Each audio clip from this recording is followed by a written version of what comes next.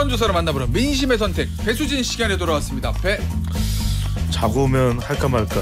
네. 자고 오면 하지 않는 배추도사 배종찬입니다. 좌충우돌 정치평론가 수민킴입니다.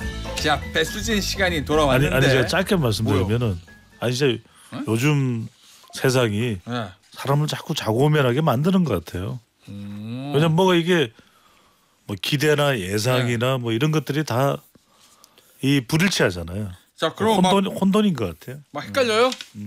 인용인지 기각 또는 각한지 막 헷갈려요?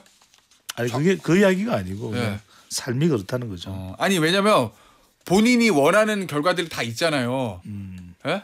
뭐 이렇게 됐으면 좋겠다. 뭐 그럴 수 있지. 그런데 그걸 떠나서 진짜 어떻게 될 것인가가 막 헷갈립니까? 그러니까 요즘에 뭐 네. 약간 좌고 오면도 못 하겠어요. 아니 그게 아니라 이제 제가 어떤 특정 이슈가 아니라 글로벌한 것도 그렇잖아요. 트럼프 뭐 상호 관세 그러니까 모든 게 불확실해진 것 같아요. 그렇죠. 알겠습니다. 일단 어쨌든 제일 지금 불확실한 거는 언제 나올 것인가. 네. 네? 아니 결과는 둘째치고라도 이제 언제가 너무 헷갈려. 그런 것도 불확실하다는 거예요. 아니 왜냐면 일반적으로 뭐 이재명 대표도 그렇지만 일반적인 형사재판 같은 경우에는 선고일 지정하잖아요. 그러니까 그날 나오는 거 다 알거든요.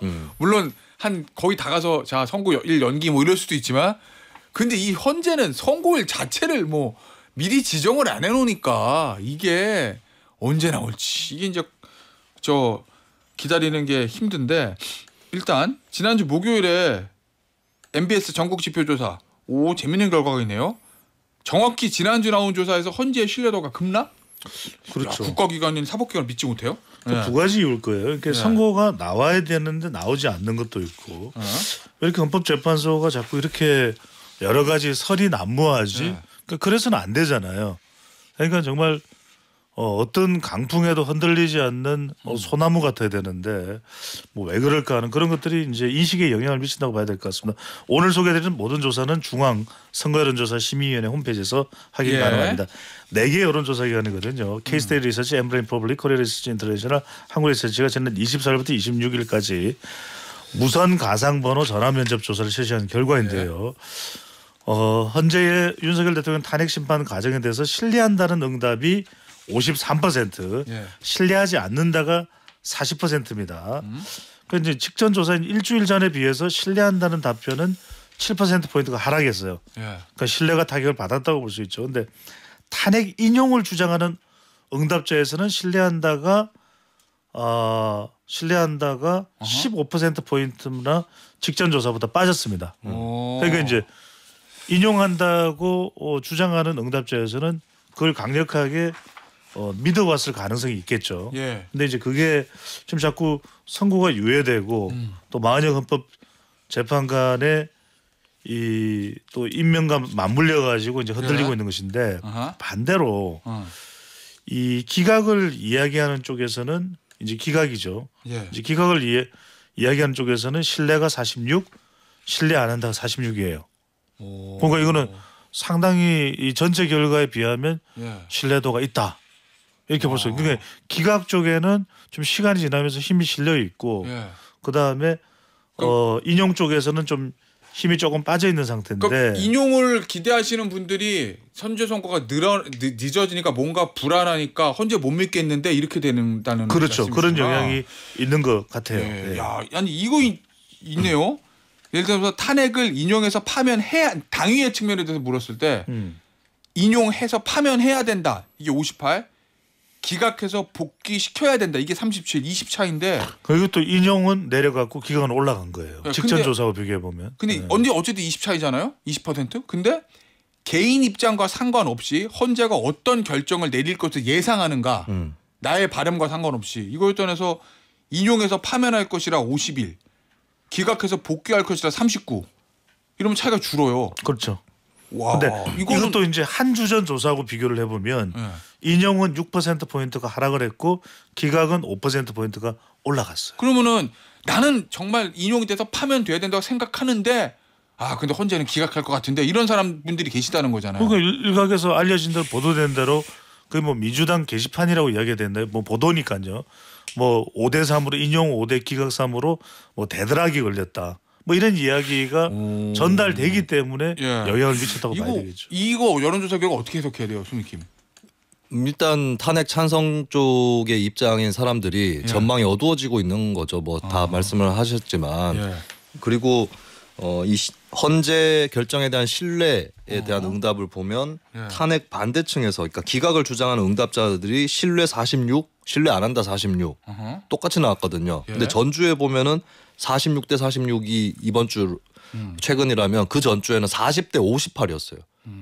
그러니까 주로 원래는 탄핵 기각 쪽을 믿는 사람들이 생각하는 사람들이 헌재에 대해서 불신을 보냈는데 지금 슬슬 좀 바뀌고 있는 흐름이 나타나는 것이고 그리고 탄핵 전망을 예전에는 탄핵 전망에 대해서 물어보면 오히려 기각 쪽의 생각을 가졌던 사람들이 인용될 거야. 아 나는 대통령 돌아왔으면 좋겠는데 그래도 하면 되겠지. 이렇게. 탄핵 찬성 반대보다 탄핵이 될 거냐 안 될 거냐 전망에서 더 격차가 벌어졌었거든요. 지금 좁혀지고 있는 거다. 뭐 간단하게 탄핵 찬성층에서의 어떤 비관적 전망이 늘고 탄핵 반대 쪽에서 낙관적 전망이 같이 느는 그러면서 전망이라든지 신뢰도 여기서 격차가 좁혀지는 거죠. 이게 결국 탄핵의 선고가 늦어지고 그리고 이재명 대표가 지난주에 2심에서 무죄 받아면서 보수 진영 가고 국민의힘 쪽에서 그러면 대통령도 기각 또는 각하지란 얘기가 막 나오기 시작했잖아요. 그게 이재명 대표 무죄 그다음에 헌재가 늦어지면서 국민의힘 쪽에서 기각 각하 얘기 확 나오는 거. 요게 이제 정당 지지도나 차기 대선 후보들 지지도에 어떻게 반영이 됐는지.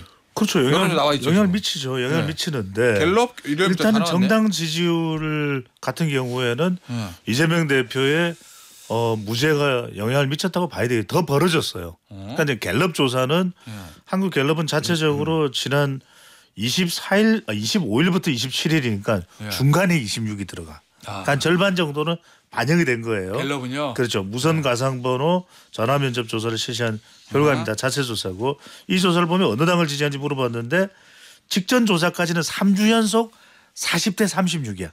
3주 연속. 이건 뭐 지금 붙어 있는 거네. 그러니까 40대 36이니까 오차 범위 내예요. 4%포인트 차이가 3주 연속 유지됐는데 이번 조사에서는 41대 33. 8%포인트 차이니까 오차 범위 밖이에요. 더 벌어졌어. 근데 이렇게 된 이유가 가장 큰 게 이재명 대표의 무죄가 영향을 미쳤다고 봐야 될 거예요. 그러니까 이제 좀 맥이 풀린 거죠. 국민의힘 지지층이나 보수 쪽에서는 특히 이제 서울 지역은 지난 대선 때도 윤석열 후보에게 힘을 실어줬던 곳인데 보통 또 대등하게 나오거나 국민의힘 지지율이 대체적으로 좀 높게 나와요. 서울은. 근데 이번에 조사에서는 민주당 44, 국민의힘 29. 그리고 충청은 조금 중간지대 성격이 있잖아요. 충청도 국민의힘이 좀 높은 경우도 있었는데 이번 조사에서는 민주당 40, 국민의힘 38. 그러니까 이렇게 영향을 미쳤다고 봐야 될 것 같고 뭐 차기정 지도자도 이제 우리가 구체적으로 설명을 할 수도 있겠지만 이제 그거는 좀 이따가 할게요. 그렇죠. 일단. 이 조사에서 이제 자 중도층을 보자고요. 중도층에서 직전 조사에서는 45대 25였는데 민주당 45, 국민의힘 25였는데 이번에는 조금 더 벌어졌어요. 45대 22. 국민의힘 조금 더 내려갔죠. 아니 수미킴 이게 앞서 내가 얘기했던 거요. 변수가 이재명 대표 무죄 나온 거 그다음에 그러면서 헌재 선고가 지연되고 여권에서 기각 각하론이 확 급부상하는 거.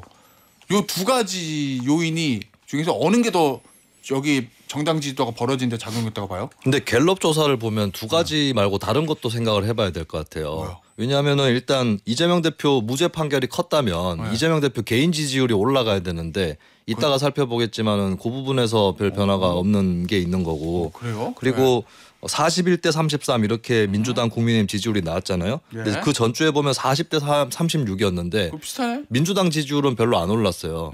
1%포인트 차이 나는데 국민의힘 지지율이 3%포인트 떨어졌거든요.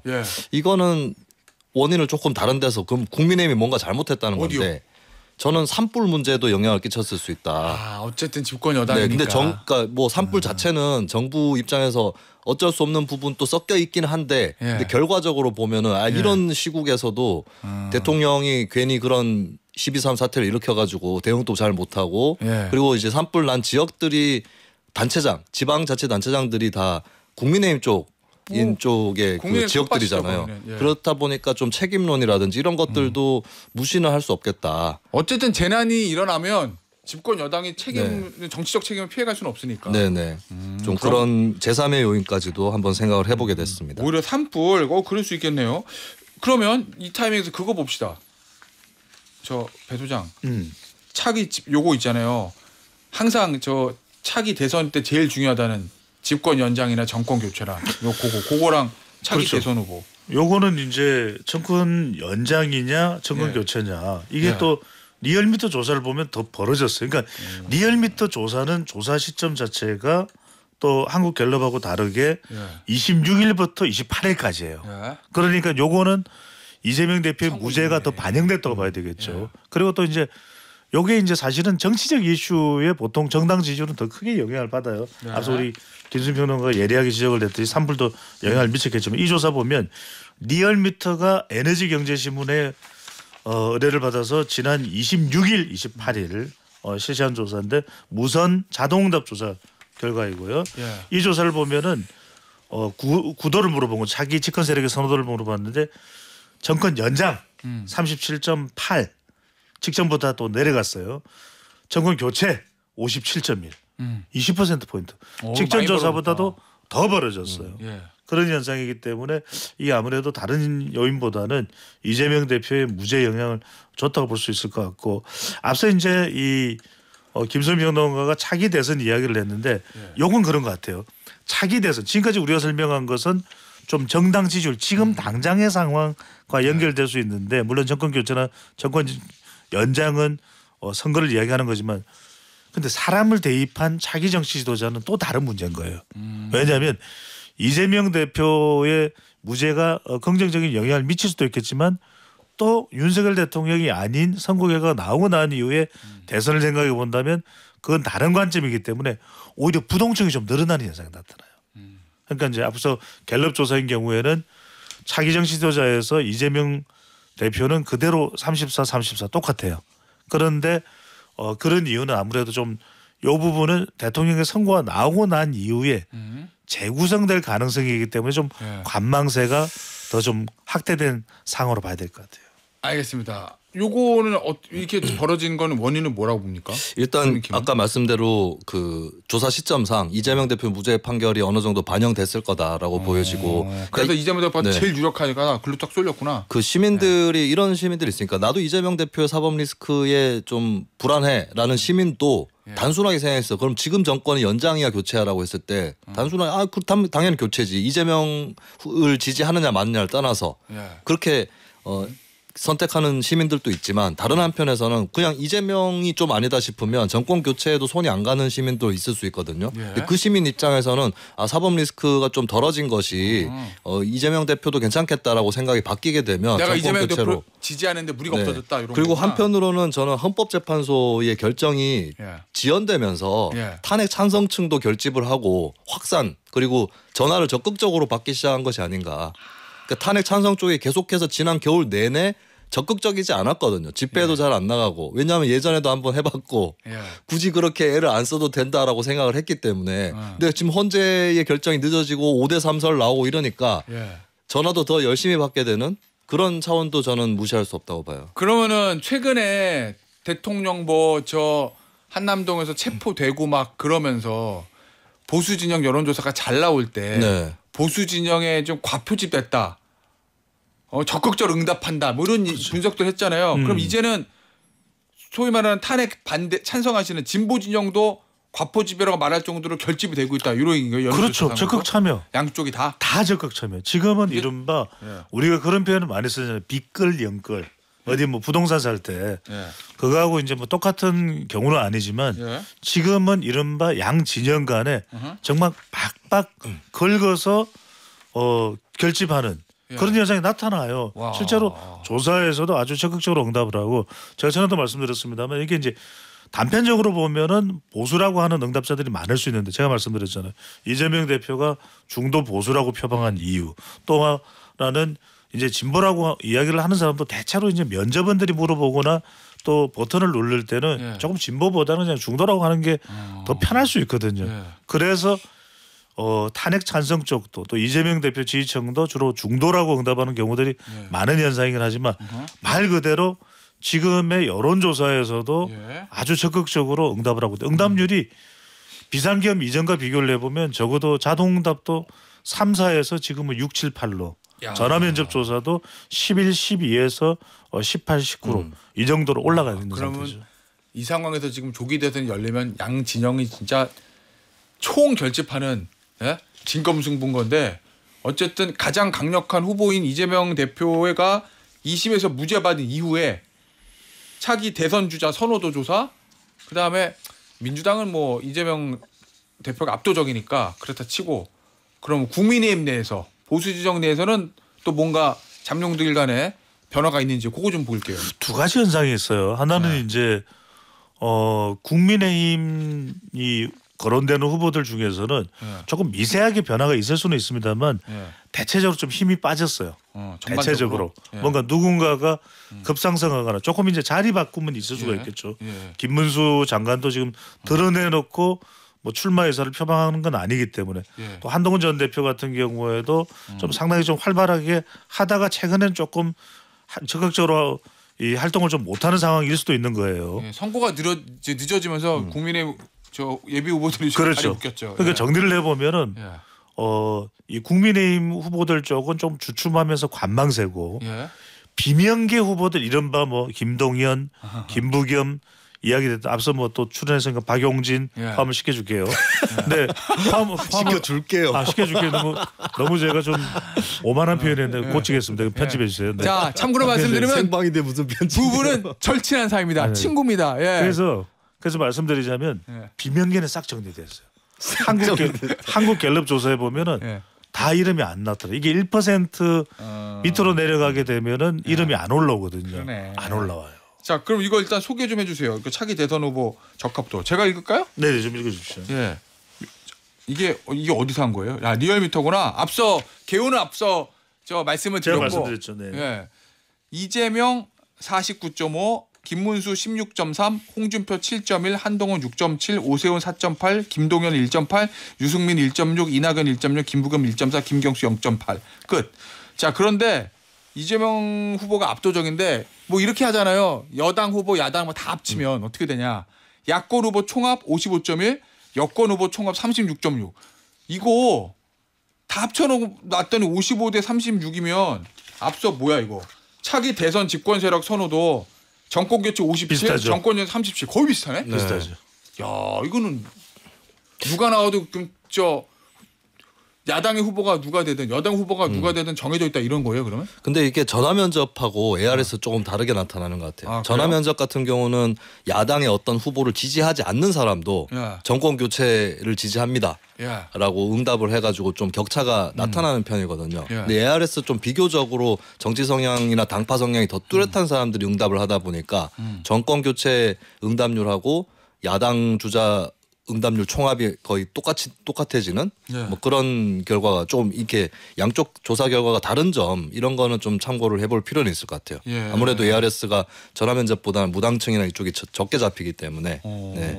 근데 앞서 소개드렸던 갤럽 조사를 보면 이게 이제 부동층? 언론에서 또 보도가 됐는데 조선일보에도 썼더라고요. 그러니까 이번에도 이제 중간 정도에 26일, 25일부터 갤럽 조사는 27일까지니까 이재명 대표의 무죄도 포함됐어요. 근데 이재명 대표 물론 뭐 이번 주에 나오는 조사까지도 한번 분석을 해봐야 되겠지만 이재명 대표는 그대로 34, 34가 유지가 됐어요. 정당 지지율은 1%라도 더 올라갔는데 근데 오히려 또 관망청 차기 정치 지도자 조사에서 37%로 직전 조사보다도 더 올라갔어요. 그 이야기는 이런 이야기도 있어요. 왜냐하면 지금 상황은 이재명 대표가 무죄를 받았기 때문에 이재명 대표에게 유리하고 또 민주당이 더 탄력을 받는다 이렇게 볼 수도 있어요. 그러니까 지금 민주당도 힘을 얻어서 지금 막 탄핵을 하겠다. 한덕수 권한대행에 대해서 또 통탄핵을 하겠다. 통으로 다 탄핵을 해버리겠다. 이런 이야기가 나오는 배경이 그런 이유일 거예요. 밀어붙이는 거죠. 그런데 또 한편으로는 대선으로 간다면 이런 관망층이 높아진 이야기는 이른바 다시 구성이 될 수 있는 거예요. 그러니까 이제 우리가 이야기하는 게 항상 이렇게 조사를 해보면은 좀 벌어지지만 실제 양자 대결을 해보면 오차 범위 내로 좁아지는 경우가 결국은 많아요. 또 51대 49 싸움이다. 그렇죠. 네, 알겠어요. 자, 그런데 요거 하나 볼게요. 마지막으로 수민킴. 네. KSOI 조사 CBS 의뢰 3월 28일에서 29일 무선 100% 통신사 제공 휴대전화 가상번호 활용 자동 응답 조사. 차기 대선 주자 이재명 49.9, 김문수 12.9, 한동훈 8.8, 홍준표 6.1. 이거는 뭐 앞서 리얼미터랑 비슷한데 국민의힘은 대구가 제일 중요하잖아요. 대구 경북. 네. 대구 경북 보니까 이재명 33.7. 요거는 이제 요즘 이재명 대표가 앞서가는 게 반영된 건데 문제는 국민의힘 내에서 한동훈 16.5, 김문수 14, 홍준표 11.7. 순서 바뀌었거든요. 오히려 네. 대구 경북에서. 이건 어떻게 봐야 돼요? 아 이거 좀 해석이 만만치는 않을 것 같은데 저는 좀 주의를 기울일 필요 있는 거는 한동훈 전 대표가 얼마 전에 대구에 가서 탄핵 반대 시민들의 애국심을 존경한다라고 얘기를 했잖아요. 근데 사실 대구 경북의 한동훈 전 대표에 대한 배신자 프레임이 굉장히 강력해요. 그렇다면 탄핵 반대층에서 마음이 풀어져 가지고 과연 한동훈 전 대표한테 간 건가? 그것보다는 다른 가능성도 한번 짚어봐야 된다. 어떤 거요? 예를 들면은 조금 침묵하고 있었던, 그러니까 보수인데 탄핵에 찬성하는 사람들 있잖아요. 이쪽이 조금 응집력이 생겨서 한동훈 전 대표에게 갔을 가능성도 있는 거거든요. 그러니까 한동훈 전 대표 여기서 판단을 잘해야 될 게 탄핵 반대쪽에 마음을 푸는 쪽으로 갈 건지 아니면 탄핵 찬성이면서 보수인 사람들이 지금 목소리가 그렇게 크지 않은데 거기를 끌어낼 건지. 그렇지. 이것을 제대로 왜냐하면 두 양쪽을 동시에 끌어낼 수는 없어요. 설령 둘 다 노린다고 해도 순서가 있는 법이거든요. 여기서 판단을 잘 해야 될 겁니다. 그게 쉽게 말하자면 이거죠. 이 조사에서 보면은 한동훈 전 대표가 16.5인데 요거는 한동훈 전 대표에 대한 고정표 정도도 될 거예요. 대구 경북이니까. 그런데 문제는 이제 대선으로 갔을 때 뭐 간다면은 경선을 한다면 이 김문수와 홍준표의 대구표까지 한동훈 전 대표가 가져올 수 있는 성격이냐 이게 중요하겠죠. 그러니까 대구 경북이면은 국민의힘 후보가 어쨌거나 절반 이상을 현실적으로는 가져갈 가능성이 높잖아요. 실제 본선을 간다면 그러면 그 정도를 경선에서 그래야 경선을 이길 수가 있는 거니까 그 정도는 한동훈 전 대표가 외연 확장이 되느냐 이 점이 핵심이겠죠. 고정표는 있다. 다만 확장이 가능하겠냐 이게 한 전 대표의 대구에서? 과제겠죠. 대구에서. 그렇죠. 그렇죠. 알겠습니다. 오늘 저 배투진 여기서 마무리하도록 하겠습니다. 배종찬 소장, 김수민 평론가였어요. 감사합니다. 고맙습니다. 감사합니다.